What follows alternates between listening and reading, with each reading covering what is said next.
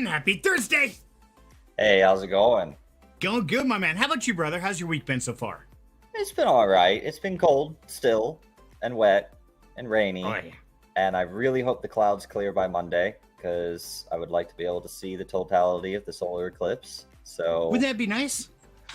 Check this out. I'm ready, baby. Oh, nice. That's some Yeah. stylish gear right there. I do. Ready for the eclipse. Check that out. Wild Angel brought these home the other day. It's like, okay, if the clouds break, we're ready for it. Let's do it. Nice. So awesome. We'll say, hey, who's all here today? Abdul, first man. All right. Way to go, brother. And J-Steen, going good, buddy.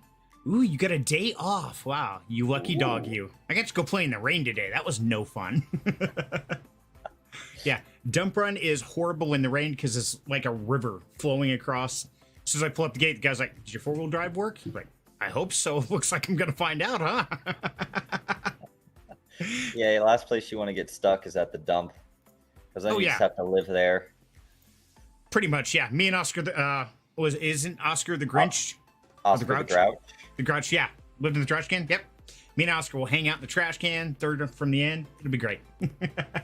Rooster, my man. How you doing, brother? Hey, Rooster, congrats, buddy. I saw you actually voted this week. Good job. Well done, sir. I think we shamed him enough last episode for not voting that he knew he had to remember it this time. Oh, yeah. Yeah, otherwise we're just not going to let it go. Hey, Rose, how you doing, dear? Good to see you. And, of course, BTK, my man. Sup, gangstas? Dude, it's been a wild week. It's been kind of crazy. I've been playing with the new helium miner stuff. Put a video out yesterday. I don't know if you guys saw that or not. Not sure how it's going. So I want to do a recap here in a couple weeks and start talking about that. But I'm seeing a lot of hardware devices come out. And it's really interesting. It's something I want to do some prep work for, but I'm not quite there yet. So I'm going to put that off till next week's show. But stay tuned for that. Make sure you turn in because we're going to start diving into some hardware because they're starting to pop up again. Nice. Bro, so I know the big news, a lot of people are waiting for it. They're watching the countdown. Now, I'm really kind of curious because I want to look at this here. So the Bitcoin halving occurs in 16 days, 17 hours, and 55 minutes. Now, I got to tell you, I didn't study. I'm not prepared. I don't even know. What do I need to do to be prepared? So, I mean, let us know, brother. That's not much time. What should we have in place, or what do we need to be starting with right now to get ready for that halving? Well, it's important to remember that the mechanics of the halving, right? So for those who might be unfamiliar with it, basically the halving is when the rewards for Bitcoin miners, the amount of Bitcoin that is emitted for successfully solving a block, gets cut in half, right? So the rewards reduce. Now, here's why that is important. As an investor, as a speculative trader, or just for your information. When, let's say, or let me put it quite simply. The cost of electricity isn't getting cut in half. The cost of computational power isn't getting cut in half. The cost of operating a mining company is not getting cut in half. But the rewards they're getting is cut in half. Now, what a lot of people don't realize is the price of Bitcoin, it's really determined by, are the miners buying or accumulating, or sorry, not buying. Are they accumulating or are they selling, right? Are they accumulating the rewards or are they selling the rewards? They're not going to want to sell the rewards that they get post-halving until after the price has crept up. Because here's the thing. When you have institutions, when you have regular retail traders and they are buying Bitcoin and they're holding on to it, what does that do?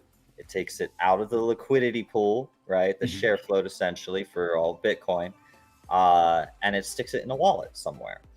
That reduces the amount of available Bitcoin, and so that causes the price to creep up. It's simple supply and demand. What do you do when the supply gets cut in half and the miners decide we're not going to release any of this supply because it cost us a lot more to produce it because you just cut our rewards in half. So in order for them to ROI on any Bitcoin mined after the halving, they want the price to double and they're going to not sell it until it's profitable to do so. Now, The price of Bitcoin has gone up quite a bunch in the last 2 months. So that's going to play a big part into that. Typically, you would see a much smaller run leading into the Bitcoin halving, and then a period of consolidation as the miners are not selling and people are waiting, right? Maybe they're accumulating. Maybe the miner is still selling a little bit of the Bitcoin that they got previously because they used to be getting twice the amount per successfully solved block, right? Now they got to hang on to it. The new ones, they can sell some of the old ones because they got it for half the price, but now they got to hang on to these ones until the price goes up. So a lot of that, whether or not there's a pullback, determines are the miners selling, right, their previous Bitcoin because the price is already high enough. There's a lot of people who speculate that the reason why Bitcoin has been crabbing for a couple of days now is because people are holding off on buying, right? And the miners, their outflow hasn't been super high comparatively. So it indicates to me that the miners believe the price is going to continue up. Otherwise, they would already be selling the Bitcoin that they have accumulated since the price has gone up so much. It's also worth noting that BlackRock has been consistently buying 13 times the amount of produced Bitcoin every week for the last couple weeks now. So when the block rewards are solved and the miners receive their Bitcoin, BlackRock's been buying 13 times that amount. But before I put a pin in this particular topic, I would say you can't count on the past to dictate what this is going to look like. I've mentioned it before, but this is a different set of circumstances. This is a different market. Just because in the previous halving was right before COVID, I believe, 4 years ago. Yeah. Mm-hmm. Right before that crash. Now, that's the only reason why Bitcoin pulled back after the halving last time. Because every halving before that, it just went sideways. It just consolidated and then shot up into the next bull run, right? This time, we're seeing that it's going sideways. I personally don't think we're going to see a significant pullback. If we see one, I'm eyeballing worst case scenario between 48 to 52K. However, the inflow outflow of Bitcoin doesn't make that look too terribly likely. At worst, I'm thinking like maybe 55, but we could be surprised, right? So it's important to be aware of those key structure support zones so that if you are waiting for a pullback and it does pull back to those levels, you don't then make the mistake that most people do when they wait for a pullback and be like, ooh, but it's dropping, right? So maybe I'm not going to buy yet. I'm going to wait a little bit, see what it does, and then it goes back up because that's inevitably what happens and you miss your opportunity, right? Right. So now, there's a lot of people. Okay, I was going to say there's a lot of people expecting to pull back, and we saw that before the ETF approvals. But of course, those got approved, and then everything just exploded. They're like, oh, well, so much for 20K. That's not happening again. It's simply not going to happen. But now if BlackRock is buying, said 16% per day? 13 times the amount of Bitcoin being produced per week. Yeah. Oh, per week. Okay. And so, I mean, for the price to technically drop, somebody would have to sell that stuff, right? I mean, at that volume, they're going to hold most of it if they keep going at that rate. So when exactly does some place like BlackRock start to sell it off and take profits? How does that work? Well, it's important to note it's not BlackRock themselves that owns the Bitcoin that they've been buying for the ETF, right? Similar to, I'm going to use KKF as an example, right? Because it's a perfect example. So KKF, right? Every time someone puts in $100, What does it do? It takes $19.50 of it, and it buys Bitcoin with it, and then it stores it there for them. That's the way the ETF works, right? When people buy the ETF, they need to make sure that that money is then backed by the Bitcoin that they bought, right? Okay. So BlackRock then goes, they buy the Bitcoin, they store it, so that if the person says, I want to sell my stuff now, they have the Bitcoin to sell to then give them the profit, right? Okay. So they're not actually the ones who are going to buy and sell and play the money game. It's the people that actually invested into BlackRock. Correct. And of course, BlackRock does have some of their own holdings as well.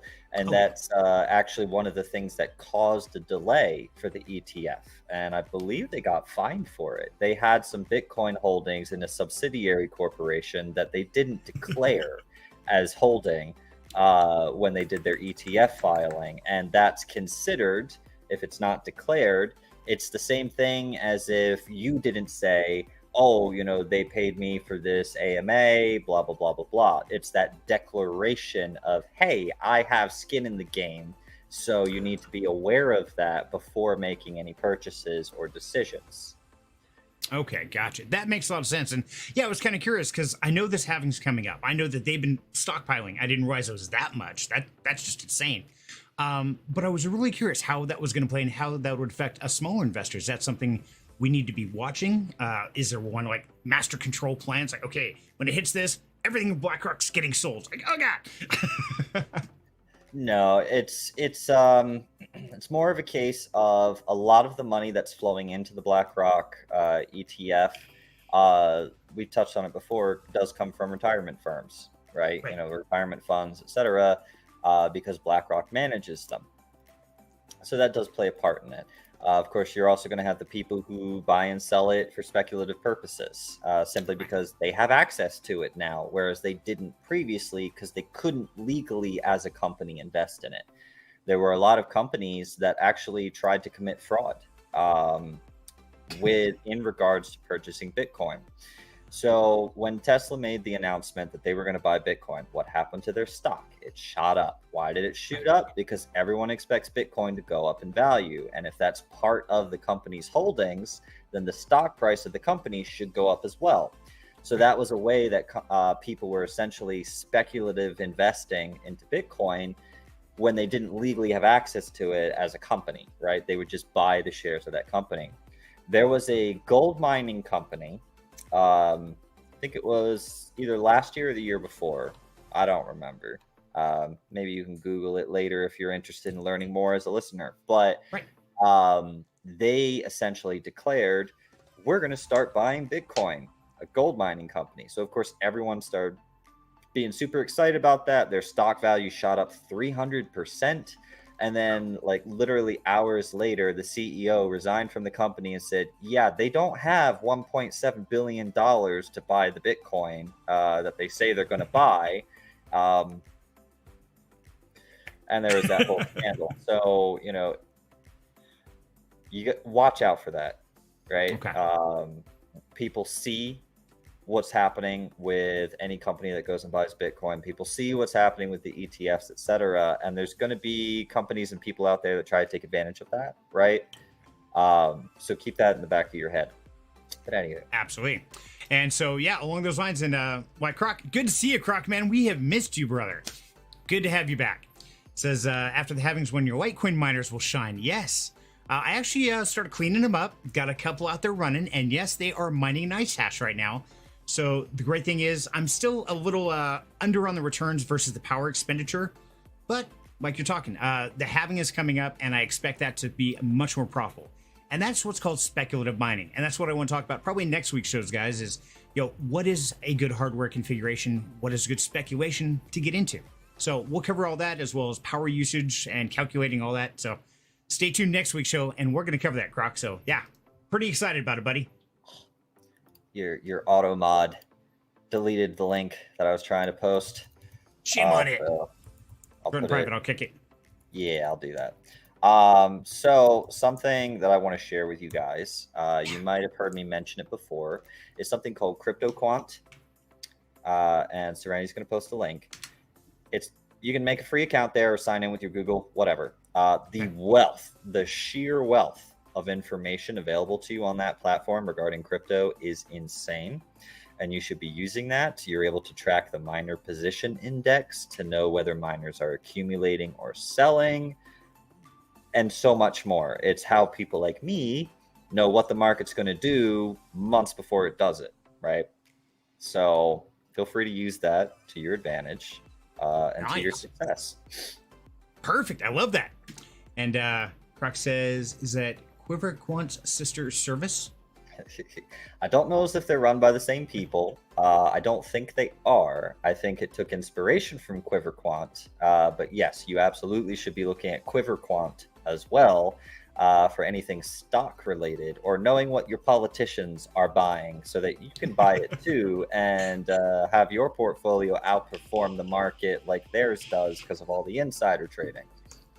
Yeah, it's amazing how that works. And yeah, things are getting crazy. In fact, I even read today that now XRP or Ripple is creating their own stablecoin. Like, cool. Started digging into that, and I realized there's two primary stablecoins. I mean, we know them, they're household names, USDT and USDC.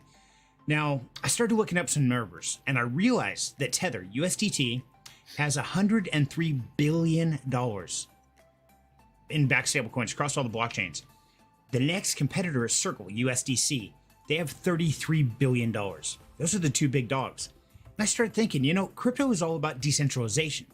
Yet the stable coins, the ones we all compare everything to in the market, is owned by two primary companies.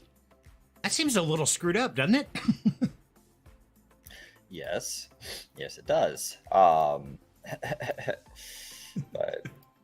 so yeah, it was one of those interesting things. But a lot of things are happening out in the world, and we're seeing some real life event changes. In fact, there was even something where Ripple apparently did some payments through the FedNow system. Not sure, but yet they kept saying FedNow is not blockchain. It's like, wait a minute. So yeah, find out what the politicians are doing. Find out what's going on up above, because they know long before we do. Yep. Yeah, it's interesting. It would make sense that Ripple would create a stablecoin simply because that's kind of they want to be payment processors, right? People aren't going to want to do payment processing in a volatile token that goes up and down in value. They're going to want it in cold hard cash. So it makes sense that Ripple finally gets around to making their own stablecoin, but it's curious that they wouldn't instead approach Circle about supporting on their network. It is, and who knows? It's just one of those weird quirks. You might want to keep an eye on it. I mean, there's a lot of news articles. Oh, XRP to $10,000 and da-da. Yeah, I don't buy into that. But at the same time, the little pieces of news like making a stablecoin, well, that seems relevant. The hype of, oh, we're all going to be billionaires because you bought $10 in Ripple today, I don't think that's going to happen. At least not today. No, because anything that you try to do at scale is affected if your token is volatile, right? Right. There's been quite a few companies that I've seen where they try to go at scale and they don't have the liquidity depth necessary to actually process that much in transactions. And that makes sense. And so, wow, I just hit a train. All right. No, you're fine. How about? I know we hit. You're back. Okay, good. You're back. Yeah. Oh no, I'm good. Okay. I would like to take a little bit of time to talk about something educational, because as we mentioned before, we're taking this show a little more advanced. Right. So this actually came in as a request from a community member. They would like to know, what's the deal with L2s? How are they different from L1s, and why does it matter? Good question. Okay. A lot of people will sit there and raise your hand if you've heard this statement, okay? Man, gas on ETH is terrible. Ethereum sucks. I'm going to go and use this network instead. And they mention anything like Polygon, Arbitrum, any of those L2s. Raise your hand if you've heard that. Right. I said it. The irony is the L2s are the Ethereum network, right? Let's dive into what I mean by that. I'm sure Rose has actually heard me say that Oh yeah. a couple years ago. But let's dive into why that statement is ironic. Right. So a layer 2 essentially packages up a whole bunch of transactions and squishes them into one and then submits it to the Ethereum blockchain. So when you go to Ethereum and you have a $30 gas fee to swap $8 of tokens, and you go, what the hell, guys, right?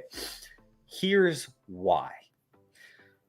Most L1s are limited in how many transactions per second they can process. That's the nature of blockchain. It takes time to perform the hashes, it takes time to perform the encryption, and it takes time to process the transactions because you first have to solve the hashes to verify the transactions, yada, yada, yada, right? I know, I get it. That's for miners. Now they're doing proof of stake. It's different. It's still the way that it operates, right? You have X amount of transactions you can do, X amount of transactions that can be validated per block, takes X amount of time per block. Everything that they've done, switching over from proof of work to proof of stake, is to reduce the amount of time and expense that it takes to process each block. They can't fix how many transactions it does, not without thoroughly overhauling the entire system, which takes time. They're working towards that. That's what all these little upgrades are, like the London upgrade, the Denune upgrade, etc. It's working them towards that. But anytime you have something that is decentralized, you need the majority to agree on changes, right? And so you do it in little increments, because if you just go and try to change everything all at once, and I sent you a message in the private chat. Got it. If you do it all at once, then sorry, I just lost my train of thought there now because I got distracted to direct you to that message. Gotcha. Anywho, because there's those limitations and only so many transactions can fit, if it costs, let's say 100 transactions can fit and it costs $3,000 to process the block, because that's what you're paying out in rewards, right? If you have 100 people, that's $30 a person. 100 transactions, $30 per person. And of course, this is a crude example, just to keep math simple. It can process a lot more than 100 transactions per block, but we're keeping it simple. So now, let's say I come along and I offer a service. I say, instead of paying $30, perform your transactions here with me. I will keep a ledger book. I will then compile it all into one transaction. And instead of you paying $30, I'll batch 1,000 transactions together. And, then I'll pay the $30 and y'all pay me significantly less, somewhere in the neighborhood of 3 cents a transaction. That sounds a lot better, right? BTK, yes, I know. That's what the private message was about. Okay, thank you. Yes, thank you, BTK. Anywho, so by batching the transactions on a separate sub network, they then submit those transactions to the main network, and that's where your transactions process and actually reside. It's just living here on this ledger, essentially, of a book that they're kind of floating transactions around before they package them together and send them out. That's why synced blockchains is very, very important. Making sure that they're synced up with one another, etc., and all of that stuff is very, very important. But that is the primary difference. They both operate on the same EVM, Ethereum Virtual Machine, right? It's just that the layer 2 takes a whole bunch, this huge basket of transactions, and then delivers them all at the same time to save money for the user. Exactly. And yeah, we talked about this a few weeks ago when we did the Denune upgrade, about how the blobs take it to the next level. So just like you're talking there is, originally the layer ones, they processed the receipts, then the layer twos, then they did the receipts, and then the ledger went to the blockchain. Now, the new Denune, the blobs are doing the receipts, layer twos are carrying the ledgers, and now they're like, this little tiny thumb drive is going to the blockchain. So it's reducing it even more. And this is that whole evolution to the next step of the EVM blockchains. And that's why these upgrades are so important, right? And that's why you hear so much about them. I know most people, sometimes myself included, is like, okay, great, they're doing another upgrade, whatever. How does this even affect me? Why do I care? What does this nonsense even mean? The numbers, Mason, what does it mean? Sorry. But, long story short, that's what it means. It means they're trying to make the main network itself process more, transact more, etc. And that is a very good question, Rooster. So again, it has to do with the security of the network, right? The being able to encrypt the transactions, the hash rate, the consensus that all the different validators need to do. It takes time, right? How long do you think it would take, a block to be transacted? If the main validators have to sit there and process, yes, all of this 10,000 transactions is correct, right? Across the entire network. That's where layer twos come in handy, because they're able to process this little batch of transactions, right? And then submit it as a whole after saying, yes, this is true. And then submits it to the main network. They just validate that one transaction and everything's good to go. And that's essentially why it works like that.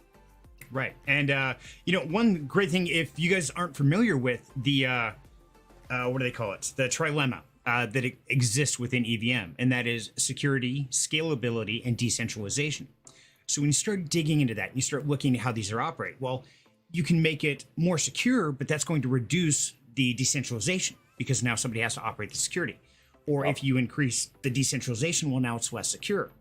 Or if you increase the decentralization and the security, well, now you've gotten rid of the scalability. Now it's very limited. And so that trilemma is a huge balancing act. And so every little upgrade is trying to add a little bit to one of those 3 points without taking away from the other one. And that's the biggest challenge that everything in the blockchain technology still has to fight with every single day. Yep, it's a delicate balance between centralization, decentralization, and security, right? The more decentralized, the more secure it will be.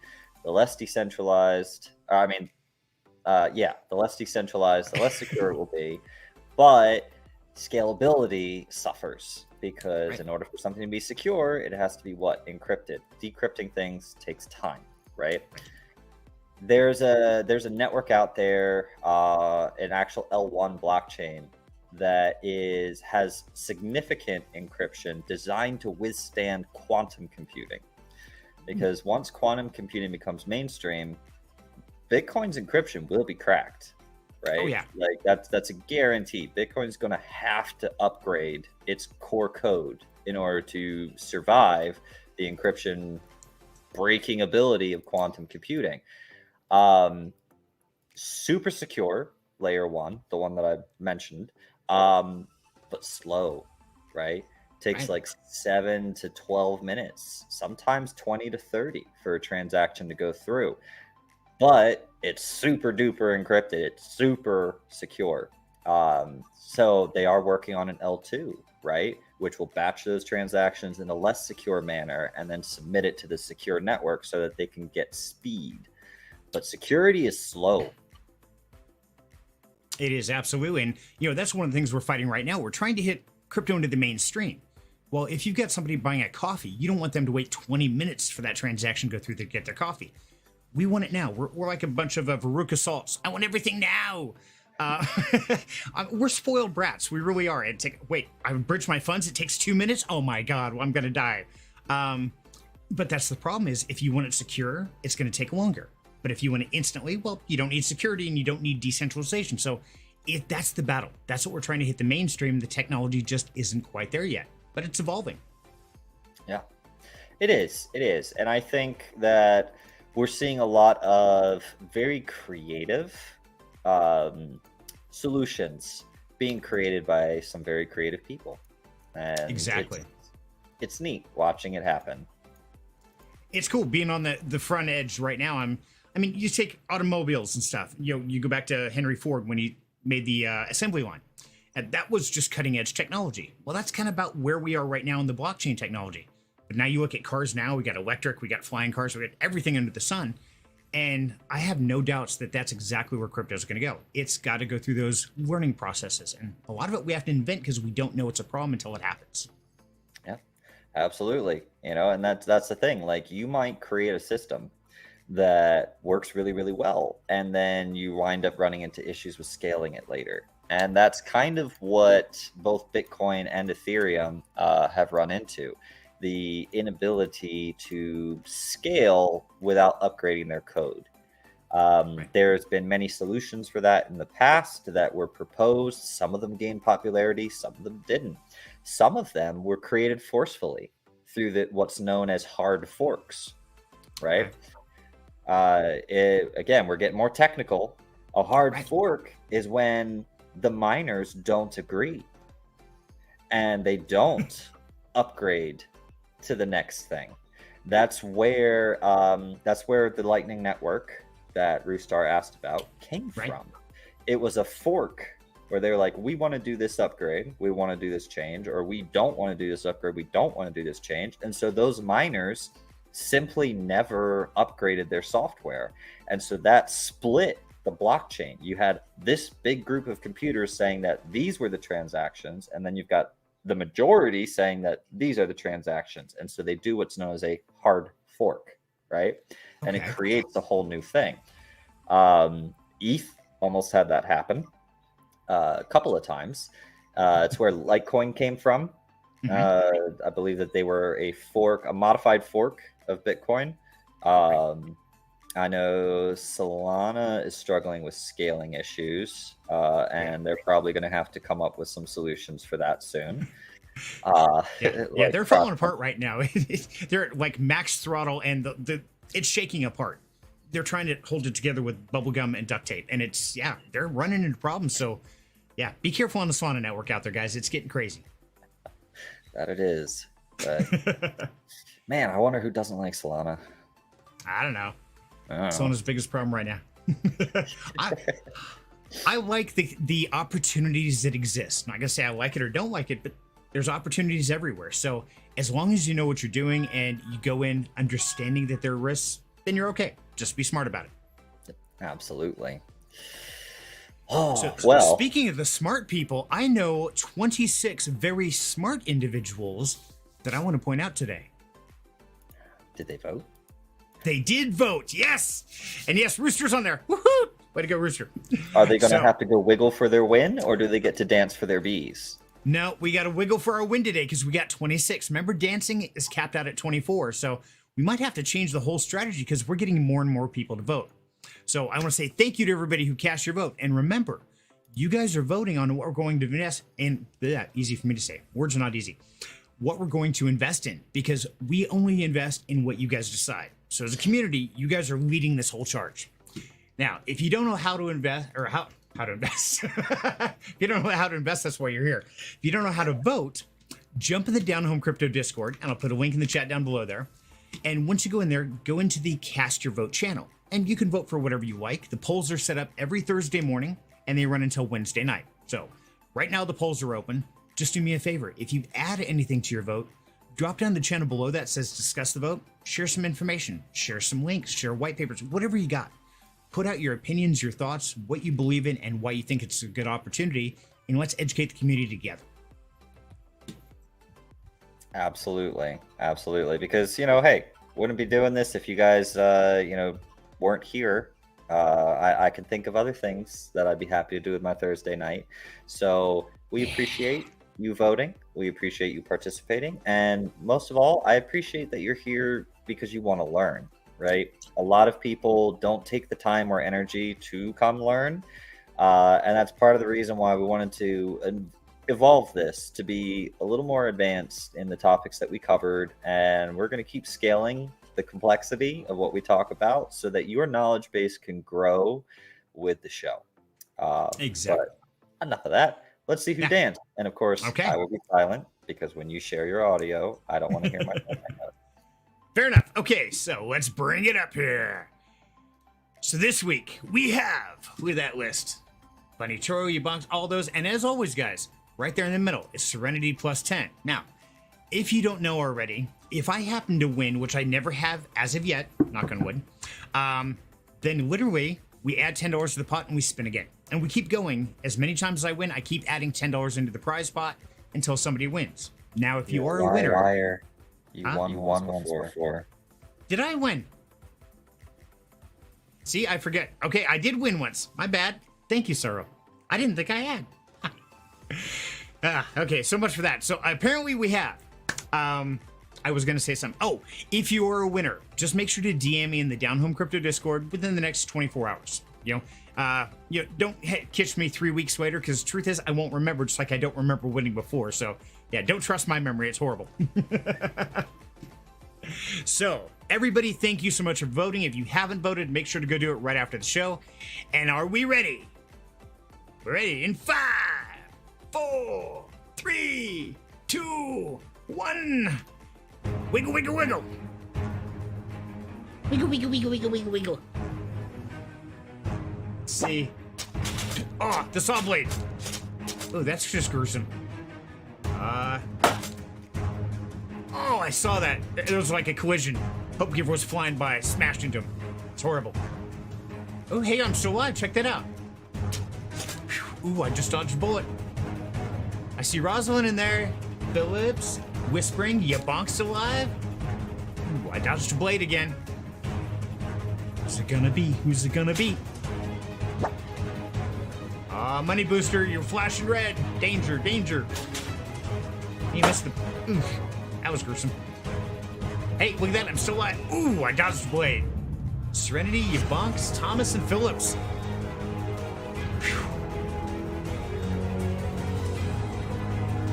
Man, that's getting sketchy. Oh, me and Yabonks went down together. That was horrible. Okay, Thomas and Phillips, who's it gonna be? I like that Phillips struck down trying to hide. Oh, right between them. Oh, they're both flashing red. Oh, Phillips! There you go! Congrats, Phillips! Oh, that was great. Congratulations, Phillips. Well done. You survived. Well done.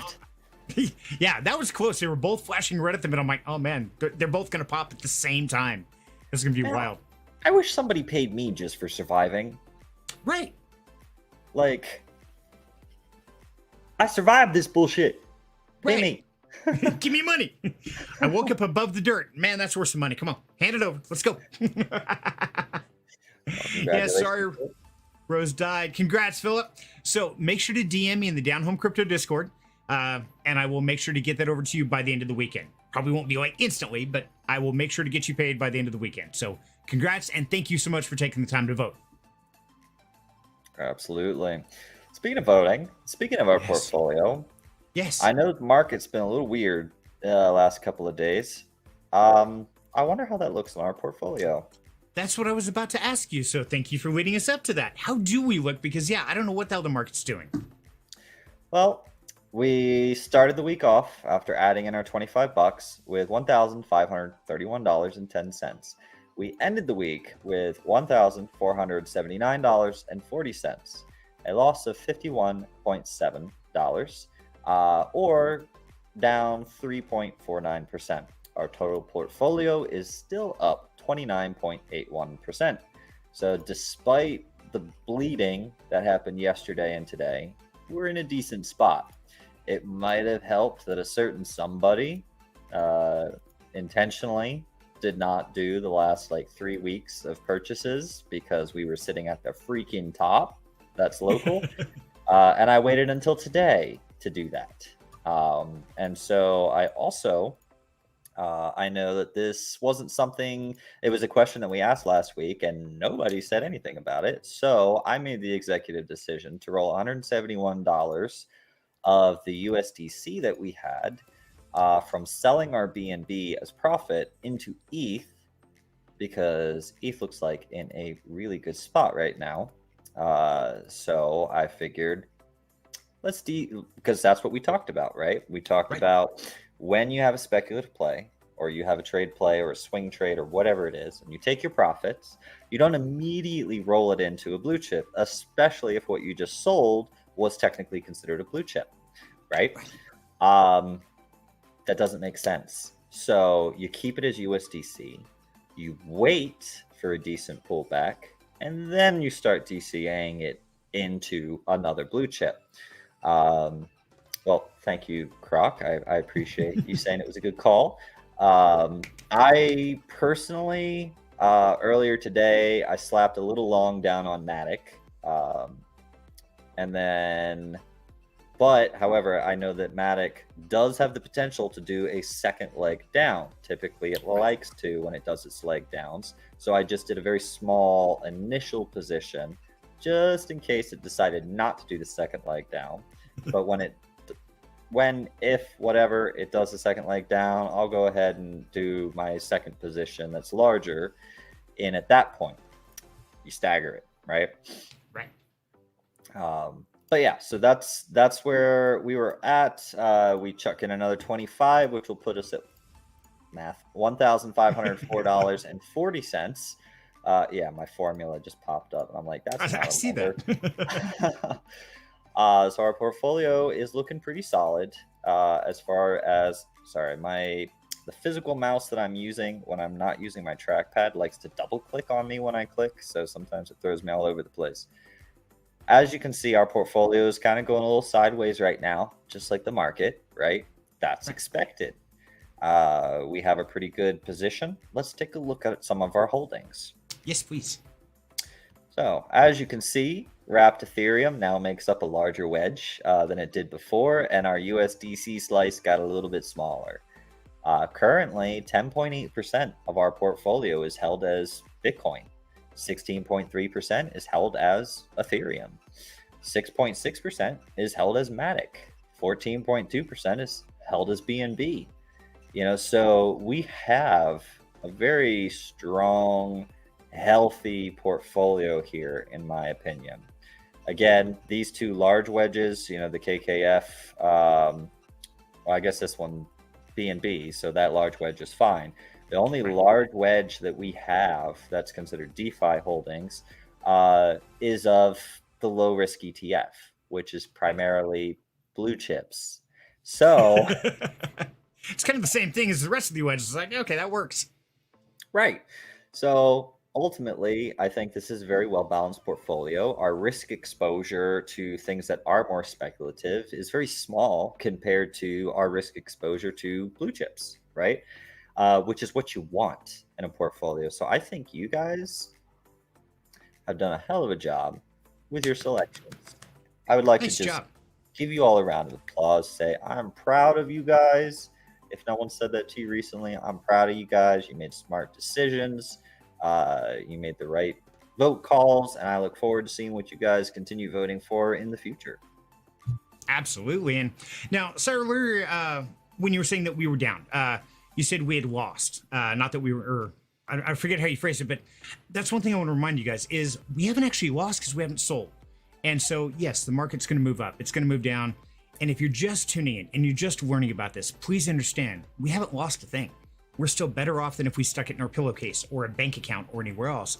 It just isn't earning as much as we would like to see as of yet. But we're building positions. So I think it's pretty solid. I'm really proud of everybody because, yeah, I couldn't ask for a better portfolio than that. That's like picture perfect right there, guys. Nice job. Absolutely. And something to note in regards to value fluctuation, there are only 6 days in the entirety of Bitcoin's history where if you bought on that day, you'd be down right now. Allow that to sink in for a couple seconds. I gotta ask what happened. In the entirety of Bitcoin's history, there's only 6 days where if you had purchased, you would be down right now. right? And that's the thing to remember. This is the story of a girl who cried a river and drowned the whole world. I was going to sing it, but then I realized that would trigger the copyright Yeah, scam. probably would. So let's avoid that.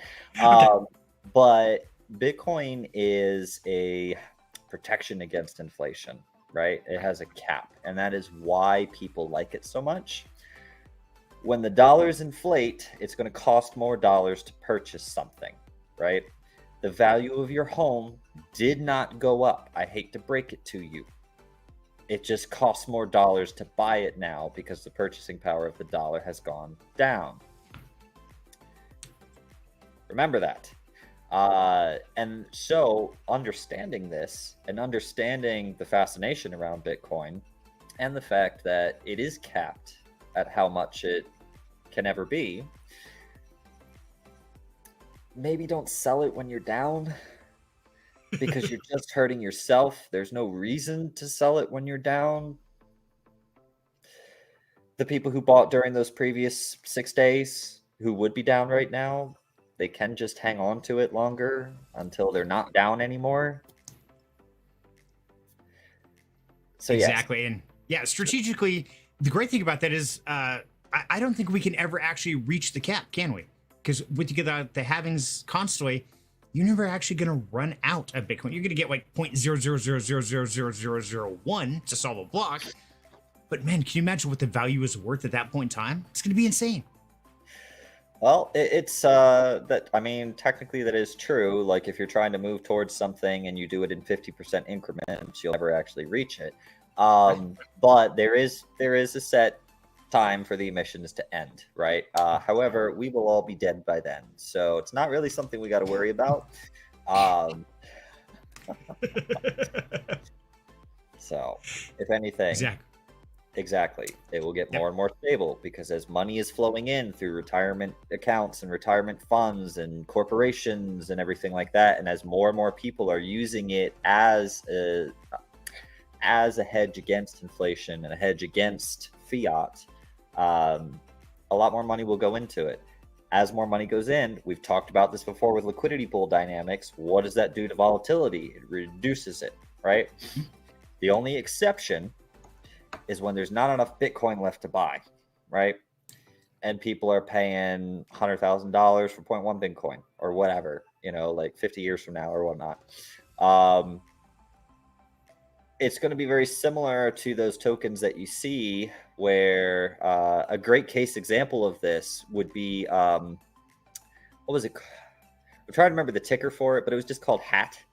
And it was a token, low supply. People were able to turn it in to get like one of I think it was like 500 one-of-one hats, like actual physical hats.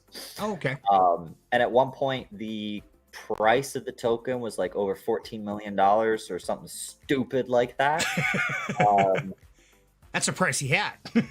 Yes, it's a very pricey hat. So I'm kind of concerned what happens as all of these companies and these ETFs are pulling Bitcoin out of the float. And you wind up with less and less and less Bitcoin available for purchase. It could theoretically cause essentially a parabola movement like you would expect to see on your typical meme coin, right? Okay. That has low liquidity. So there's just a lot of uncertainty about the future and what the price is going to be like. Anyone who's trying to tell you, oh, we're going to here, or it's going to become worth this because X amount of money is going to flow in and it's going to cause it to go to here, they're full of shit. Okay. It doesn't matter how many years they've been trading, they're full of it. Right. We don't know, which is why it's important to understand the potentials and make a plan to trade each potential or make a plan of action. It's kind of like if you decided you wanted to go start a business,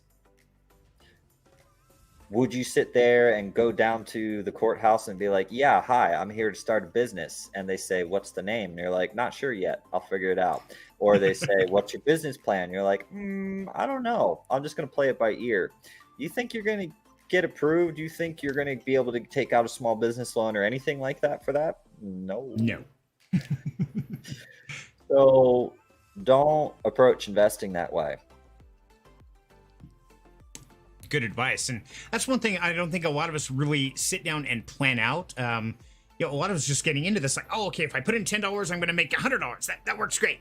And then it doesn't. And it doesn't again, doesn't again, doesn't again. And a lot of people never stop to ask, why didn't that work? It worked for that guy, it worked for that guy.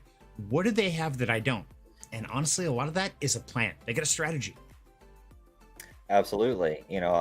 I've taught people how to read and see charts the way that I do, and yet they're still like, man, I just can't seem to make it work. And I'm like, are you just looking at the chart, and are you just buying when it seems right, or are you actually making a plan before you buy? Just because like you're able to look at the charts and see what it's going to do, where it's going to go, and do your technical analysis doesn't mean you're always going to be right.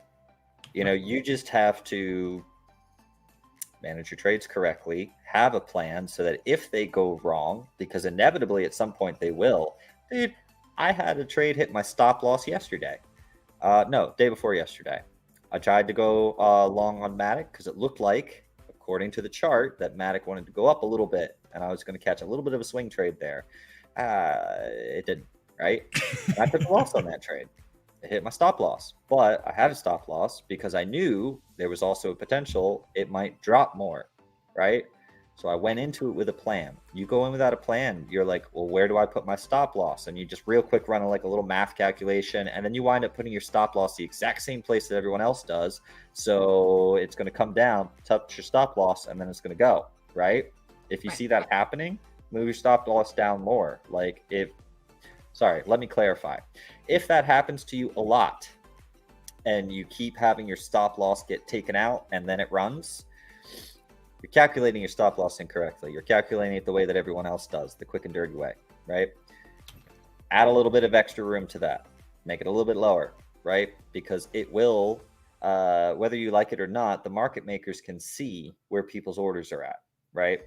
So if they decide they want to real quick move a bunch of liquidity around in the market, they will find your stop loss. They will bring it there. They will liquidate you. They will get that money, and then they'll move the liquidity, right?